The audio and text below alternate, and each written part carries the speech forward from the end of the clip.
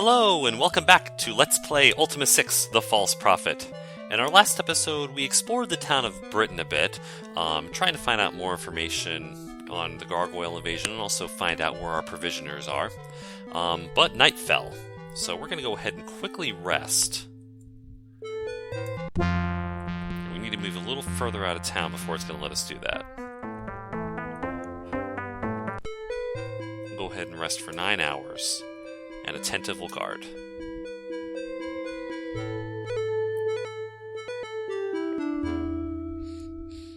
Now that the sun's going to come up in just a moment here,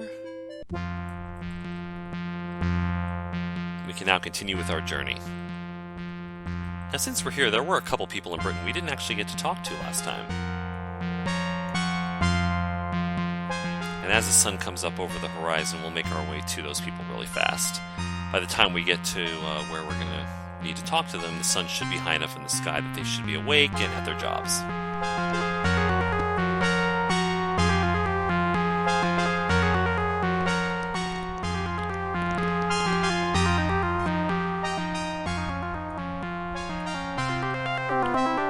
You remember last time we were going to try to talk to this gentleman here, and he wasn't available, so let's talk to him now. You see a swarthy blacksmith. Hey, and a good morning to you. What's your name, sir? I'm a name of the Max. What's your job, sir? What's the matter you blind or something? I'm making the swords and stuff. What's it look like I'm doing here? You got something to sell or something you want to buy? Well, as you may remember from last time, we wanted to sell off some of our extra weapons and armor that Dupre's holding. We did have an extra sword, so we'll go ahead and say, please sell that. Will you take 25 gold for that sword, Dupre? Yes, we will. She's a done! Max hands Dupre 25 gold pieces and takes the sword. Now let's double check the other sword that's still available to sell. That's Dupre's own sword. We don't want to sell that. And the iron helm and plate mail are his own armor, so we don't want to go ahead and get rid of those yet. A change of your mind, eh? What's it you want to next? Let's see what he has to offer for purchase here. We can get weapons, and of the weapons we have, we can get a dagger, a spear, a sword, or a two-handed sword. Nothing we really need now. Everybody's already equipped, but that's good to know for the future if we recruit some new people. And let's see what kind of armor he has. And he's got a whole selection: cloth armor, chainmail, heater shield, iron helmets, leather armor, and plate mail. Again, right now, nothing we need yet, but we'll keep in mind the fact that he's there, so that's good to know. So we'll go ahead and say goodbye.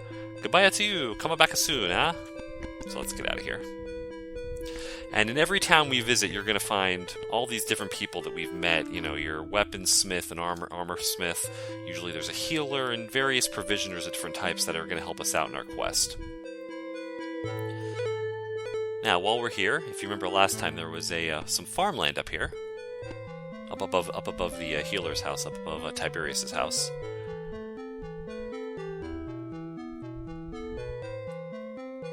Let's see if that person has shown up.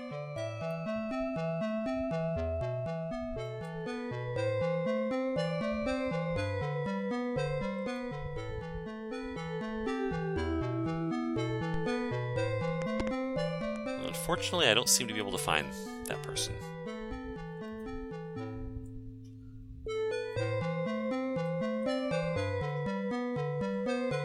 So we'll come back another time. Either way, let's go ahead and move on. On our way out of town, there's a couple more places we're going to visit real quick. You know what?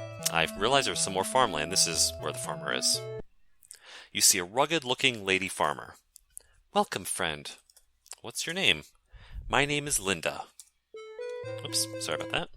And what's your job, Linda?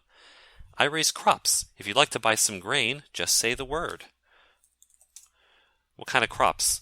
Bread, cakes, pies, pastry, they all have their roots here.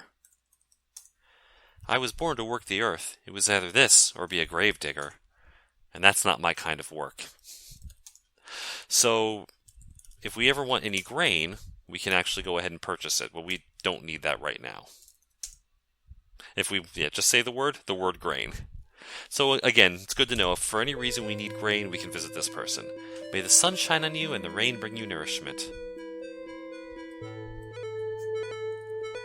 And I'm guessing this may be where she lives. I'm not sure, though. In the previous Ultima game, the farmland was in surrounding villages called the Brittanies. There was a town just to the north of Britain, surrounding Lord British's castle, actually. Britain was off to the side. And there was North Brittany, West Brittany, and East Brittany. And in these three towns, you had all the farming that went on for the... So it looks like between the two games, between Ultimas 5 and 6,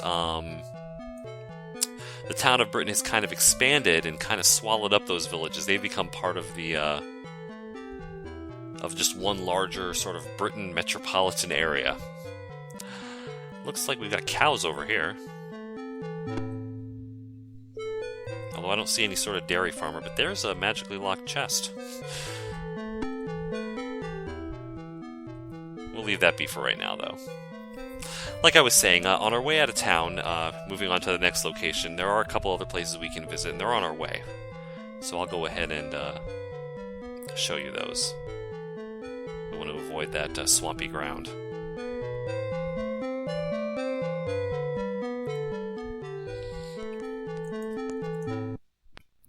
You see a rough and tumble man with wild, unkempt hair. Good morning, friends. What do you need? What's your name? Rufus the Red. Can you not tell by my hair? What's your job, sir? If you want to buy horseshoes, just ask. Now, in this game, one of the things you can do is you can actually buy horses and ride around on your horses. And I'm assuming you can buy horseshoes for the horses. I never bothered to do that in previous playthroughs. I honestly don't know what the use of that is. Buying horses is a little weird, though, having to manage your horses and move them around. I find it just to be a little inconvenient, especially when you're using the Orb of the Moons to travel a lot. So we probably aren't going to buy horses on this playthrough. Remember to shoe your steed often. Bye. Obviously, horseshoes are something that, helps out your horseback riding. Who's this person? Oh, that's Rufus. Looks like he's on his way to lunch or something.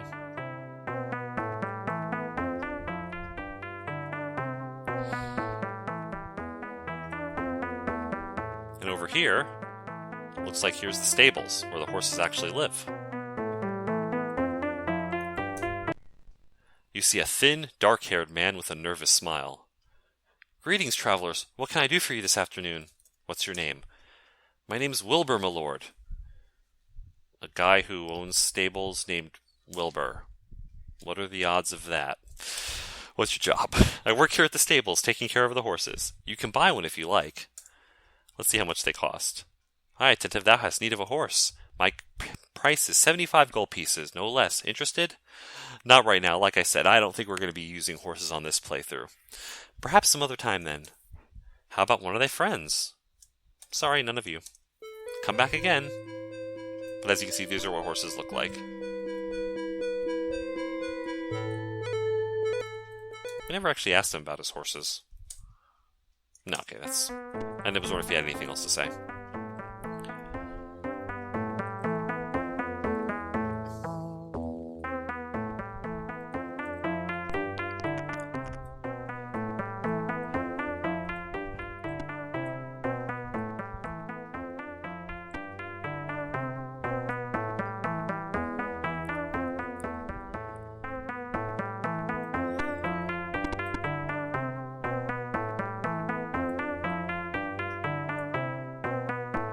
If it looks like I'm wandering around here, there's actually something specific I'm looking for really quickly before we leave town.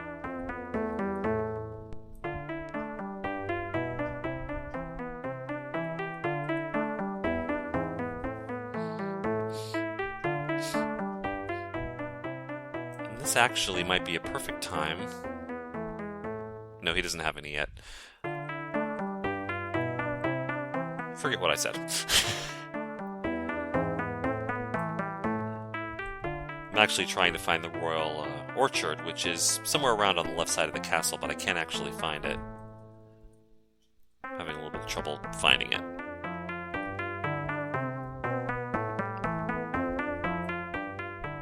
Either way, we can come back later and take a look at that. But the last thing I did want to show you, while we're here, let's go ahead and talk to the shipwright.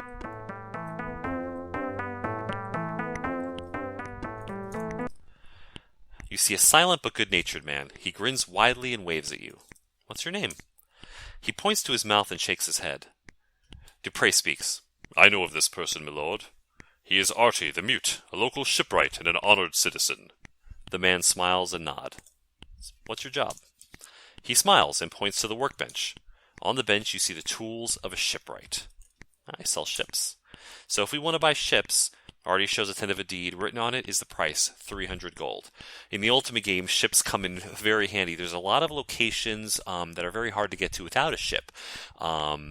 Even though some of the towns like Moonglow, New Begencia, Jalam, Scarabray are on islands, they usually have a moon gate that makes it a little easier to visit them without a ship, although, as we've already seen, the moonstones aren't available right yet. They're locked up in those shrines. So until we can free those, we're going to need a ship to visit those locations. And there's other locations like Buccaneer's Den and other assorted islands that you can't get to without a ship. We don't have enough gold right now to buy one, but we'll be back later. We'll start off on the mainland, but we'll be talking to you later, Mr. Artie. We don't need to buy the ship just yet. Artie waves as you leave, then returns to what he was doing.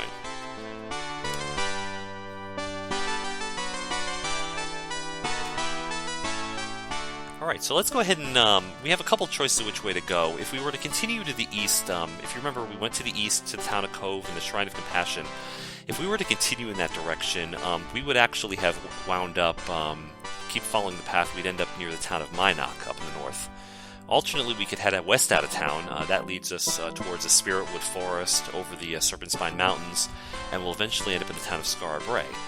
But we're going to go another way. We're going to head east out of town and south, down the southwards road. Cross this little river here, and that leads us to the town of Paws.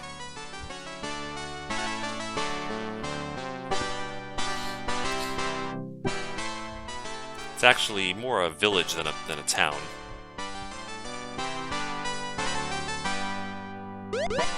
Oh, and we're being attacked by wolves. Time for combat.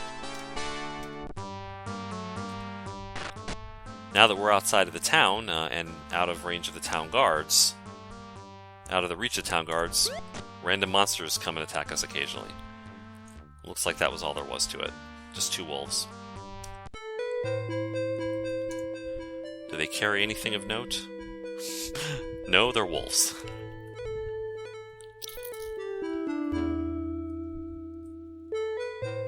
Oh, and here's a building. Looks like we've discovered something here. You see a figure covered from head to toe with flour. Hello. What's your name, sir? Grisson Fairfleth at your service. What's your job? As you can see, I turn grain into flour. It's a pretty demanding job, and a bit messy, too. I'd buy some grain if you had any. So, if you notice, we were able to go ahead and buy grain from the farmer up in Britain. If we have the grain, we can sell to this guy. And then he turns it into flour, and we can buy the flour from him. So you can kind of take part in the Britannian economy by doing this sort of stuff. But that's really all we need to deal with right now. So we're not going to be dealing with flour and all that other stuff at this time. Well, if that's all you need, goodbye. And this is just his house, where he works.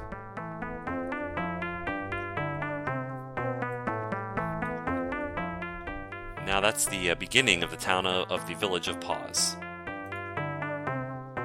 Here's somebody's little house. And a sign.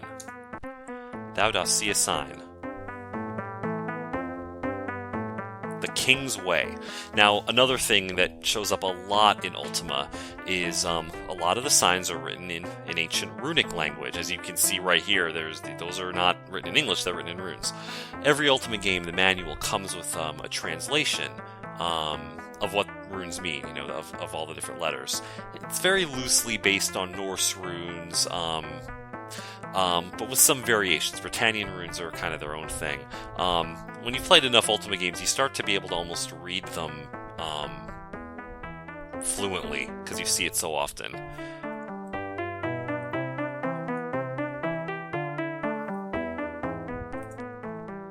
There's somebody's house. Looks like somebody else's house here. Ah, and here's some sort of tavern.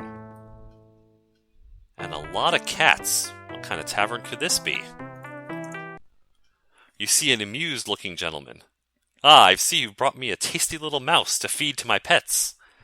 Eek! Don't worry, I was just kidding. Any friend of Lord British is a friend of mine. Welcome to the cat's lair. My name is Dr. Cat. Now, Dr. Cat is, again, one of those people based on a real-life person. He's based on David Shapiro, who was a programmer for the C64, the Commodore 64, and the Commodore 128 ports of Ultima 5, and he's one of the writers for Ultima 6. He's also a very well-known figure in the Ultima Dragons fan group. So it's kind of cool to see him represented in the games like this. And he owns his own tavern, the Cat's Lair. If you treat my cats well, they'll treat you the same. What's his job? He can sell us ale, mead, wine, milk, and mutton. Of course, I like to chat with my patrons, and indulge in a friendly game every now and then. This is a nice friendly town. All the townsfolk know each other. We get lots of visitors, too. If you say visitors, meow. Because I spelled it wrong. That's what he says if he doesn't understand what you said. I chose Paws for my tavern because it's right on the King's Way, midway between Britain and Trinsic. There's no better traveled spot in all Britannia, and that makes for good business. I like the name of the town too, of course. Of course. What about Britain? A nice place to visit, eh? Intrinsic? A bit too honorable for my tastes, if you know what I mean. Alright, let me just... Yes, he'd also mentioned partaking in some games.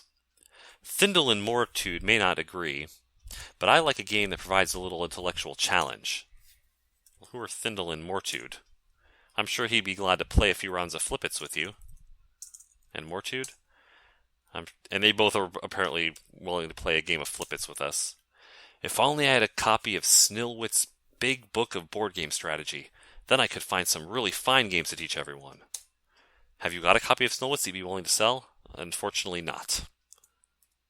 That's too bad. I'd pay well for it. So if we come across a copy of that book, well, we found a buyer already. I think I've got a time for a quick game of Nim. Would you care to wager on the outcome just to keep things interesting? Sure. Excellent. How much would you like to bet?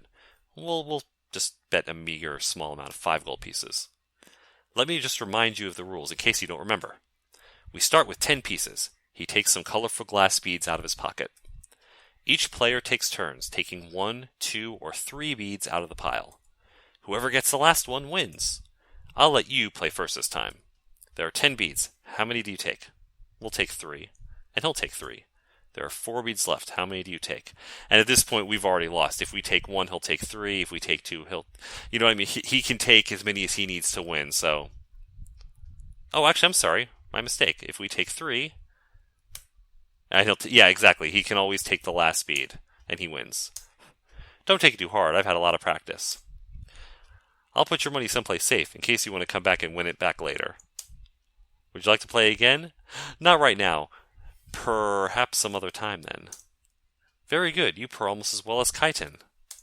She lives in Britain. Well, yeah, we've met her. Now, we were told to ask him, if you remember in our last episode, about the duck. A friend of Tainith's, are you? Here, have one on the house. He hands you an ale. Tainith bet me one time I couldn't catch a duck with my bare hands. So I did, and had a leash made for it, so I could give it to her as a pet. I doubt she still has it, though. I saw Zoltan eyeing it hungrily. Yes, Zoltan, king of the Gypsies. If you remember, we met him in our last episode. I guess you can call yourself king of anything if nobody comes along to dispute it. So yeah, Dr. Cat's obviously a good friend of the wandering gypsies that we met in Britain. Alright, now we've spoken with him, we'll head on our way. That game, Nim, you can come back and play that at any time, and it is a good way to win money. There is a strategy to it. I was just, not really paying much attention. I'm not very good at that game.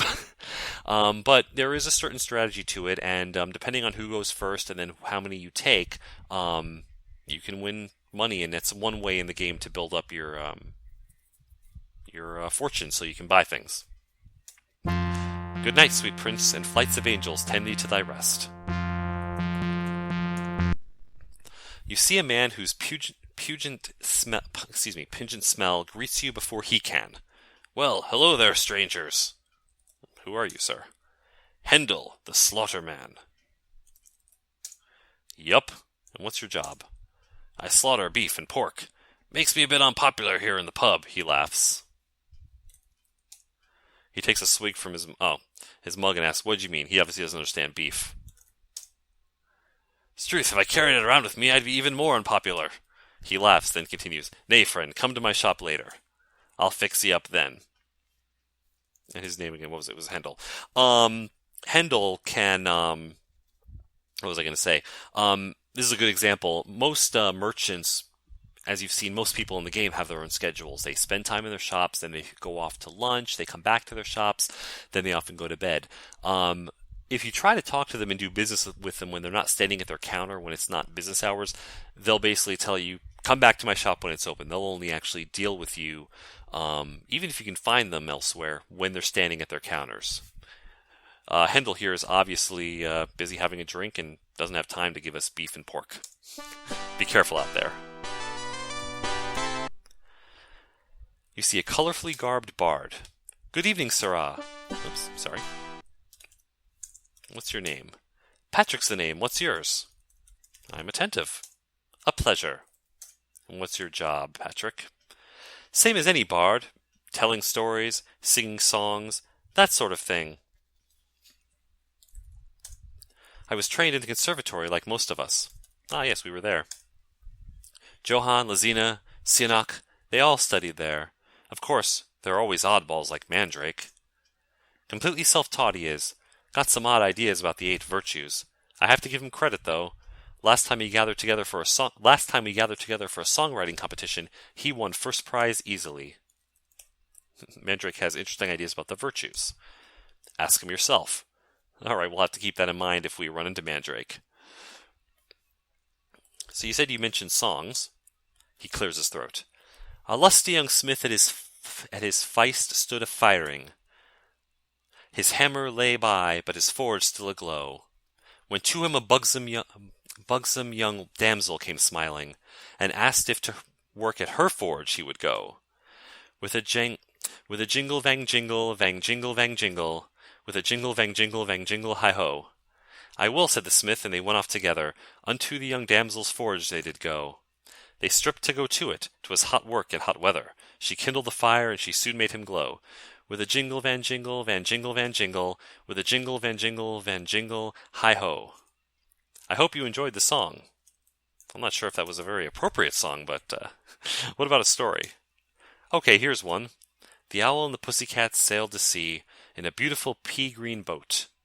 Along came a spider and sat down beside them, and the cat said, Who's been sleeping in my bed? The clock struck 1, and the owl fell down, and the 3 little piggies went wee, wee, wee, wee, wee all the way home. I don't understand it at all, but Dr. Cat says that's his favorite story. He's a decent guy, and he doesn't water his drinks either. He told me I should learn a story with some ducks in it, though. Being a bard can be thirsty work. A warrior mustn't let his blade go dull, right? Well, so also must a bard keep his throat from getting too dry. And about ducks, don't ask me. If he likes ducks, that's his business. Ducks seem to be a recurring theme in the Ultima series. Fare thee well.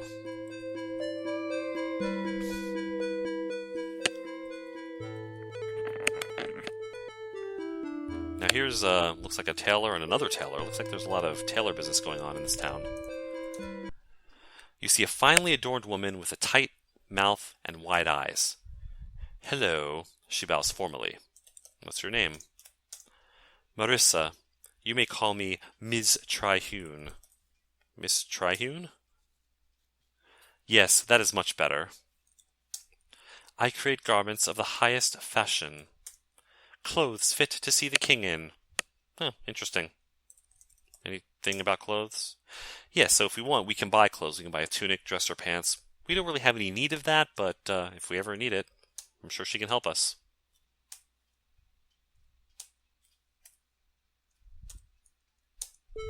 Yes, well, come see me again, she yawns widely. Oh, and unfortunately this gentleman is leaving. talk to him really quickly. You see a little white-haired man, hunched over with age. Yes, yes, yes, he says, bobbing his head up and down. What's your name? Findle the Spindler. He grins at you. Findle.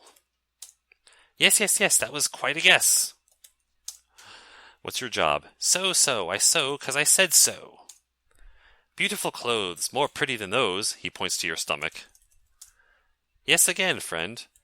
And again, we can't buy from him right now because he's not at a shop. Oh my, you must need cloth. Come to my shop when I'm open and I'll sell you some. Now, Findle liked to play a game. I forget what the name of it was. We'll have to come back and talk to him later about that. Dr. Cat had mentioned that. Bye now, bye. Say hi to Mortude if you see him. Well, let's ask you about Mortude. That was right. Flippets was the game. Shorty is my friend. We play Flippets together. You should learn, you should learn. A nice piece of bone and a small hard pea. That's all you need.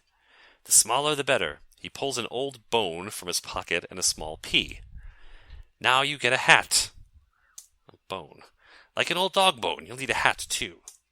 A hat. He puts the hat down and mumbles, Put the pea in front of the bone. He gestures with his hands. And flip it on home. The pea sails into the hat. That's a interesting game, I guess. Farewell, sir. Oh, there's someone. You see a man nearly as wide as he is tall. What? He grumbles. As a sign on my door reads, Mortude the Rope Maker. Oh, that's Findle's friend. What? He snorts a bit and clears his throat. Let's ask him about Findle. He's a pretty good Flippets player. You have a bone on you? We'll play. An old dog bone or something. The smaller the better, and maybe a hat. A hat, he repeats mockingly. Never played, have you? What's your job, Mr. Mortude? He looks at you and raises one eyebrow. I said I make rope. The strongest you'll ever tug, he says, pushing at his chest. Come to my shop when I'm open and I'll show you. All right, well, if we ever need rope, we'll know who to speak with. Yeah, he plods off grumbling. Here's another dock. Paws, again, is along the coast here, so if we had a ship that had sailed from Britain, that's another way we could have gotten here. We could have come right to the dock. Oh, and unfortunately this person is asleep. Looks like it's getting to be nighttime.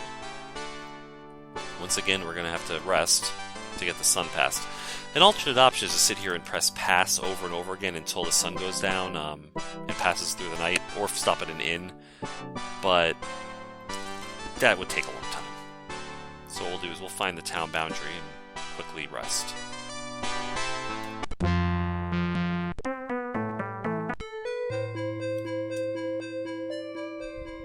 Now, if you'll notice, whenever we rest, it says that everybody has food, everybody consumes food. That's the way that they heal. Just give me a second. I'm just going to finish explaining, and then I'll tell you what just happened. If you noticed in a previous episode when we were wounded and we rested, and then we regained our hit points, we healed from sleeping. That only happens if you have food. If you don't have food, your party won't heal. Unlike in some other Ultima games, you don't actually need food to survive. You don't have to eat every so often. Previous Ultimas, you'd have to have a stash of food. Ultimas 1 through 5, you had a party stash of food. It wasn't held by any one person. You just had a bucket of food. And every so many steps, it would just count down. And when it hit 0, you would just start taking damage, and you would die if you didn't have food. You would starve to death. In Ultima 7, you have to buy food and keep it in packs, and every so often your party will start saying, I'm hungry. They'll actually get hungry, and you have to feed them, otherwise, it has adverse effects on them. Ultima 6, though, you don't actually have to eat. You can run around without any food through the whole game and win it, and nothing bad will happen to you, but you can't rest and gain your hit points without food. So there is no healing other than magical healing or talking to Lord British unless you have food. Either way, we were in the middle of resting through the night, and suddenly, because Dupre was standing guard, we heard something and he woke everybody up. If we didn't have somebody standing guard and something was coming up on us, nobody would have woken up, maybe, and they could have ambushed us. Luckily, Dupre was here, so we're going to go ahead and use our campfire real quick to put some light and maybe see a little bit better. Ah, and something is coming from the left. It looks like a snake. Looks like we're surrounded by snakes, in fact. Sherry's been poisoned. I want Sherry to actually attack from the rear. She needs to get some experience points.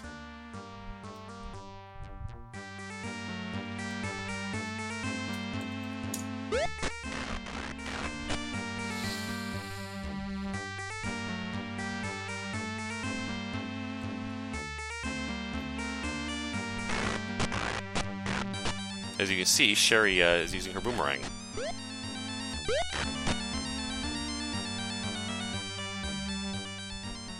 Looks like we got all of them. Oh, nope, there's something else over there.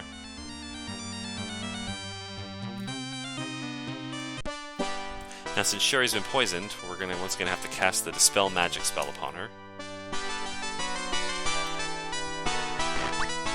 Oh, and someone's in the way, actually, so let's try that again. There we go. She's now been cured of her poison. Now, here's something I never mentioned. If you notice here where I cast Dispel Magic, and then these random letters appeared here. On, Jukes, Ort. In all the Ultima games, starting with Ultima 5, actually, because Ultima 4 I don't think used these syllables. Correct me if I'm wrong in the comments, but there's a magical language. Bunch of different syllables. That basically actually have meaning. So, for example, the healing spell... Sorry, let's go ahead and look real quickly at our spell book.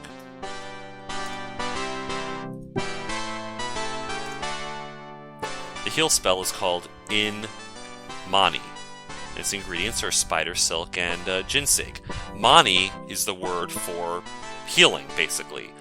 So, you know, In Mani Grav is going to mean... Sorry, let me start over with what I was saying.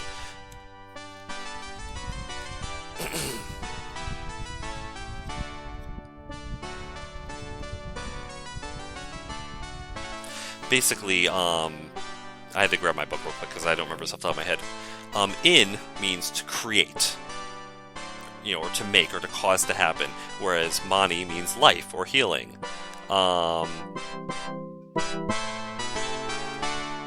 So In Mani basically means create healing.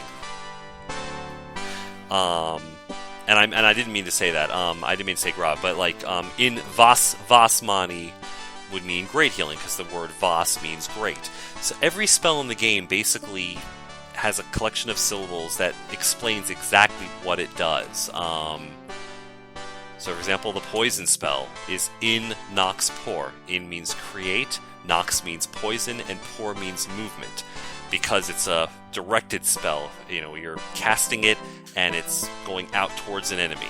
And that actually also ties into the ingredients you use. Black Pearl is used on spells that are directed, so missile spells, anything that goes outwards and casts at somebody. Whereas the Nightshade, you know, creates the poison in it. So there's actually a level of consistency in the way that spells work in the Ultima series from 5 onwards. The combination of different reagents that each have their own properties. Garlic and ginseng are healing properties. They're used in the Mani healing spells. Nightshade for poison, you know, different things. It's surprising how consistent it is. And you'll see that there's a logic to it, and it can actually help you figure out what you need without even necessarily looking in the book. Either way, we're going to go ahead and rest for the rest of the night here. And we only need to rest for a few hours because some hours already passed while we were... before we got attacked there.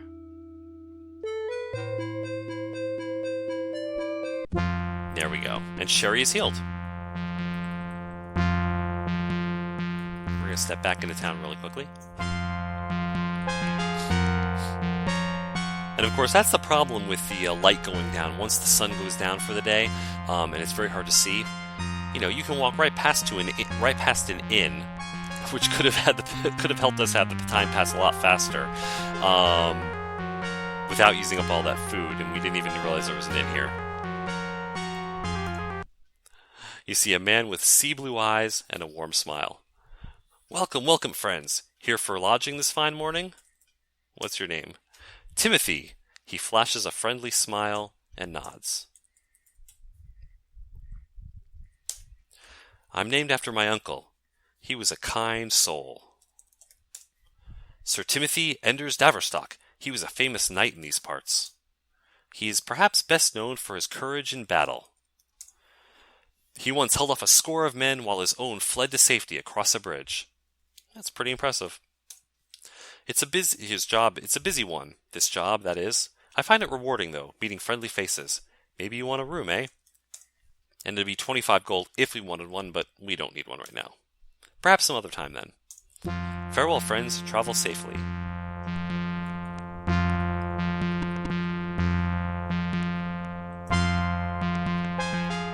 Looks like the house of the guy who sold rope. Of Mortude.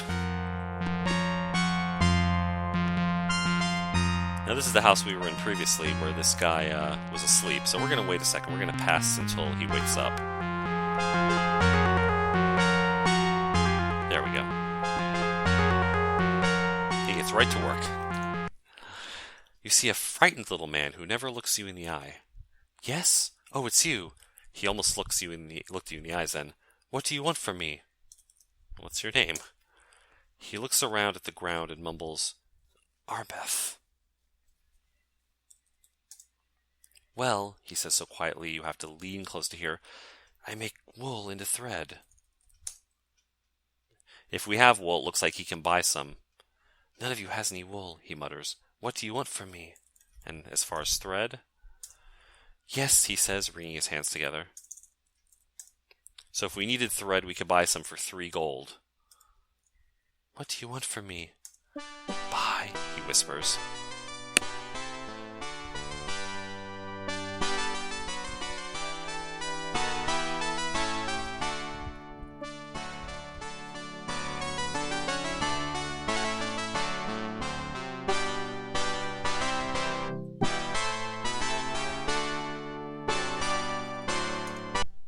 You see a little girl with a doll in her hands. Now you be still, they won't hurt us. She hugs her doll close. What do you want? What's your name? Meredith Cassandra Lambie. Meredith. I'm named after my great aunt. She lives far away. What's your job? Oh, I don't work. My mema can help you, though. My grandma, she's around here somewhere. Who's your grandma? What's her name? Have you heard of that, Becky? She says to her doll. Obviously, she doesn't have anything else to say about that.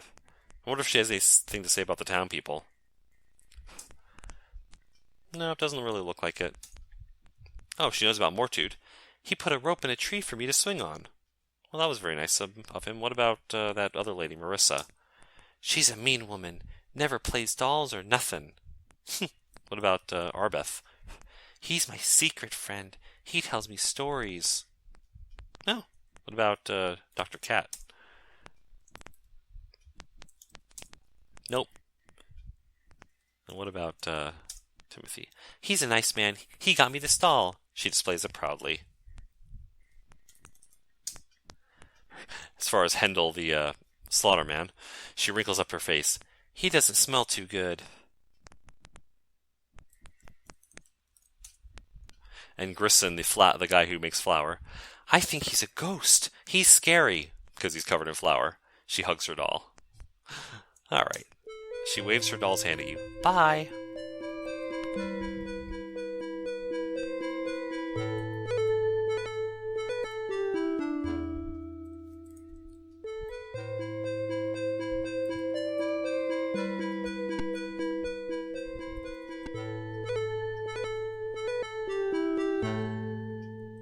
Looks like a dairy farm. You see a tall man with a disarming grin. Hello, mein Freunden. His thick fingers grab your hand. What's your name? Uberman Kalbmilk. Or Kabmilk. At your service. He snaps to attention. What's your job, Uberman? I milk the cows and make the cheese. You want to buy something, just say the word. Alright, so if we need milk or cheese, This would be our guy. Take care among the British now. We will, sir.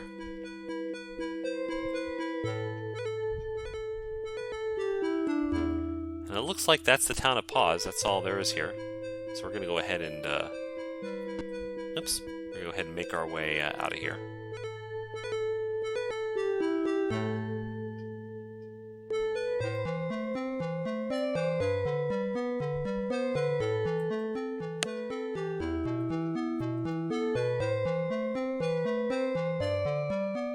Continue along the road towards the southern town of Trinsic. That's the town of honor.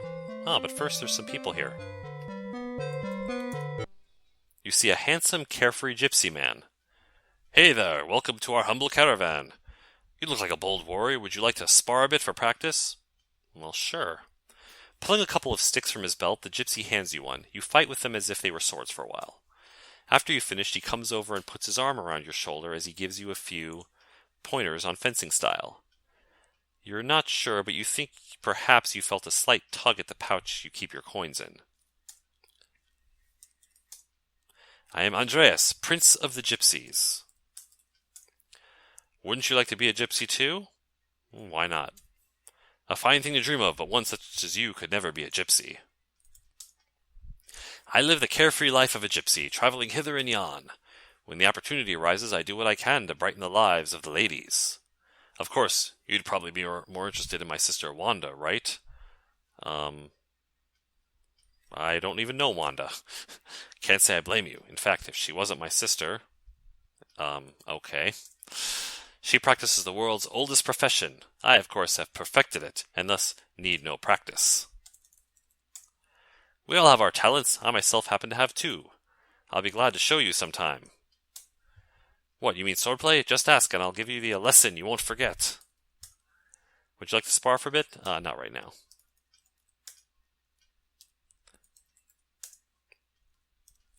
Okay. May your travels prove interesting. You see a gypsy woman with a voluptuous figure. Well, hello, handsome. Looking for a little relaxation? Not particularly right now. Ha, you must be afraid of what your mother might think. They call me Wicked Wanda, honey. If we can find someplace private, I'll gladly show you how I got my nickname. Why, sir, are you trying to insinuate something? She breaks into a fit of giggles. Ask her for a job? Why concern yourself with that, honey? Surely you can think of something more pleasant. Now, I will say that, it is very possible to go ahead and, engage in the world's oldest profession with her, but I don't think it's going to do very much for my karma score. It's not that it's particularly unvirtuous, but we are in the middle of a quest, and there isn't really a whole lot of time for fooling around like that, so... If you ever decide you need a break from adventuring, come find me again. You see a colorfully clad, bemused-looking gypsy. Hey, paisan, if you were looking to get your fortune told, you've come to the right place. What's your name? I'm called Arturos. That means either foolish monkey or he who sells cheese, depending on how you translate it. Okay, there. Yeah, go figure, huh? And his job? I'm the king of all the gypsies. Now, just a little while ago, we met the king of the gypsies, at least somebody who claimed to be, so it looks like there's some competing gypsy bands going on here. Of course, that's what you call more of an honorary title, so I tell fortunes on the side. You can just call me Uncle Arthur if you like. That's nice and friendly. I like you too. He comes over and gives you a big hug. As far as our fortune, I got this fine set of fortune-telling cards. These were hand-painted by Musgrave himself. For just 2 gold, I'll tell you your future. What do you say? Why not? He takes out a deck of cards, shuffles it, and has you pick one. Okay, this is a card. She's at the tower. That means you're going to go into a real big building soon, like maybe a castle. Pretty good, huh? Maybe you want a better card, though. Do you want to pick again? We'll try it one more time. You pick another card. This here is the Wheel of Fortune. Wheels, they go round and round, so that means you're gonna have some good luck and some bad luck. That doesn't tell you much. Try for another card. Somehow I think his fortune-telling is not quite as effective as Tanith's was, so we're gonna say no. Okay, that's a 1 extra cards, a 5 gold apiece. That makes 5 total.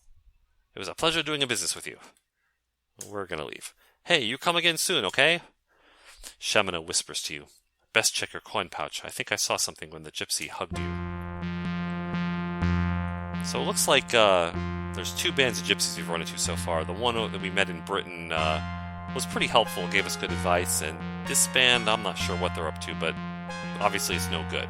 So we're going to go ahead and give them a wide berth for now.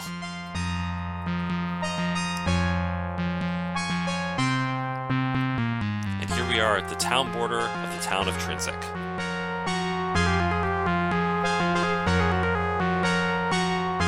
And right in front of us, kind of hard to believe it looks like that's the Rune of Honor sitting right in the middle of the town, just right in the open. Thou dost see the Rune of Honor. You see a balding but distinguished man. Welcome, Avatar. I am Lord Witsaber, mayor of this honorable town. This is once again somebody who is based on a real-life person. Witsaber is based on William Gordon. He was an employee of Electronic Arts. What's your job? I'm entrusted with an honor above all others, that of governing Trinsic, the town of honor. Every citizen of this fine town strives every day to be a living example of honor. Of course, thy own example guides us all, Avatar. The rune's sitting right there, dude. The Rune of Honor? Why, it is on a pedestal in the center of town. Even though the rune is our most prized possession, we do not guard it. And dost thou know why not? No. Because Trinsic is the town of honor. No one here would be dishonorable enough to steal it. And surely if any took the rune, they would do the honorable thing and return it afterwards. Oh, okay, so that sounds like we could just take the rune and use it. And as long as we bring it back. Do you know the mantra? The mantra of honor? Let me think. Oh yes, I remember now. It's some. Excellent. Thank you, Mr. Mayor. Good morning, Avatar. Return again once thou hast more time to chat. So we're going to go ahead and grab the Rune of Honor. We now have the rune and the mantra, so that's a pretty good place to start when it comes to Trinsic. We're ready pretty much to go to the shrine and free it. But for now, that's a pretty good place to break off, and we'll pick up with that again next time. We'll try to free the shrine, and we'll go ahead and talk to more of the folks in this fine city. But until then, I'm Attentive Dragon, and I'll see you all next time.